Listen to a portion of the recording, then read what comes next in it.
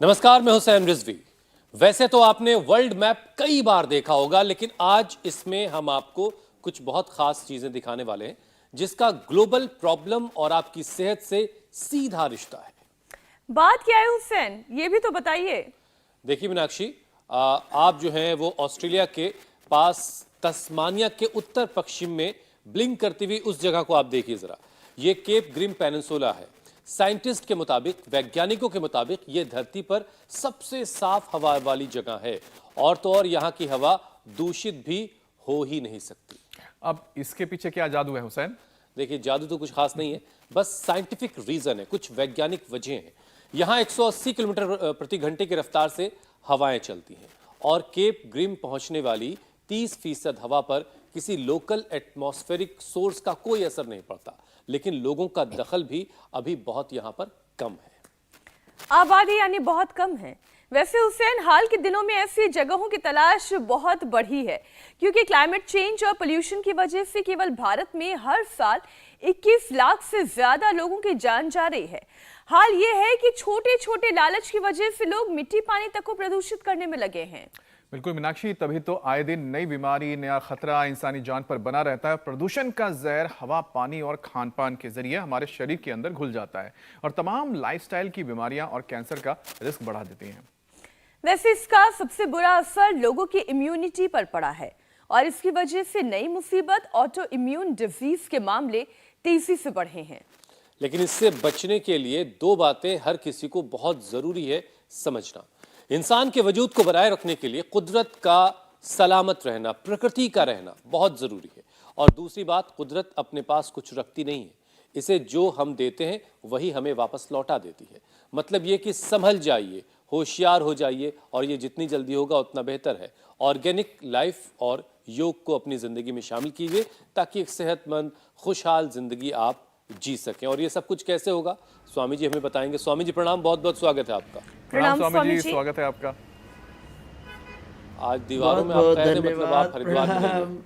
मीनाक्षी जी, अमित भाई, हुसैन भाई, मुंबई में लग रहे हैं। हाँ अब देखो, हाँ माया नगरी में से काया को कैसे ठीक करना और वो भी सारे रोगों का शीर्षासन करा करके, और कैसे हमें शीर्ष पर पहुंचना है, ये आज हम बता रहे हैं। आपने बहुत अच्छी बात कही कि जीवन एक प्रतिध्वनि है।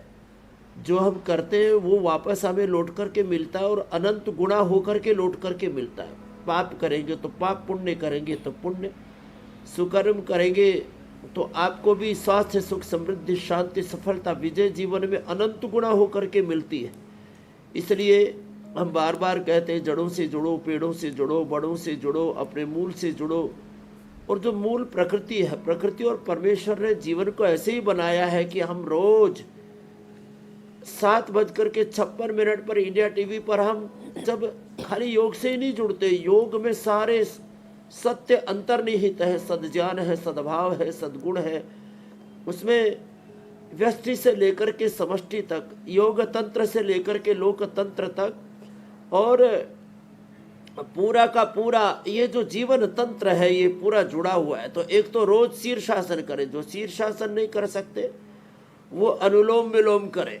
हमारा एक बालक यहाँ अनुलोम विलोम करने के लिए हमने लगा रखा है, और आप भी, मैं देखता हूँ हुसैन भाई तो लगातार ही अनुलोम विलोम कर करके ही नित्य युवा हुए जा रहे हैं। तो ये अनुलोम विलोम, ये शीर्षासन, ये सूर्य नमस्कार ऑटो पायलट के ऊपर अपने आरोग्य को लेकर के आए।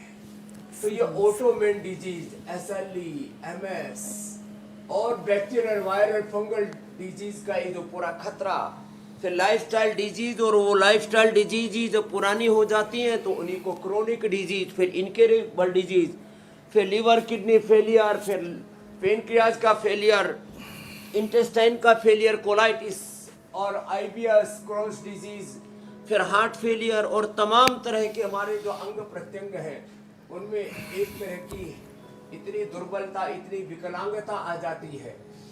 हम इतने दुर्बल, बेबस, लाचार हो जाते हैं, बीमार हो जाते हैं कि छोटे छोटे रोग हमारे लिए प्राण घातक हो जाते हैं। तो रोज हमारे साथ शीर्षासन करें, सर्वांगासन करें, सूर्य नमस्कार करें। आजकल तो हमने जैसे ही ठंड का सा प्रकोप बढ़ा है तो हमने दंड बैठक भी शुरू कर दे कि लगाओ दंड भगाओ ठंड। अब कुछ तो इतने लाचार हैं, इतने बीमार, इतने कमजोर हो, कहते बाबा ये तो हमसे ना हो पाएगा। आप तो सुबह सुबह पावर योगा सिखाना शुरू कर देते हैं। अब हमारे अंदर तो इतनी पावर नहीं बची कि हम ये पावर योगा ऐसे कर सके। मैंने कहा कोई बात नहीं, आप जितना कर सको 5-10 प्राणायाम कर लिए, 5-10 आरोग्य की जो बात हम यहाँ से बताते हैं उन्हीं का पालन कर लिया तो ही जीवन संवर जाएगा।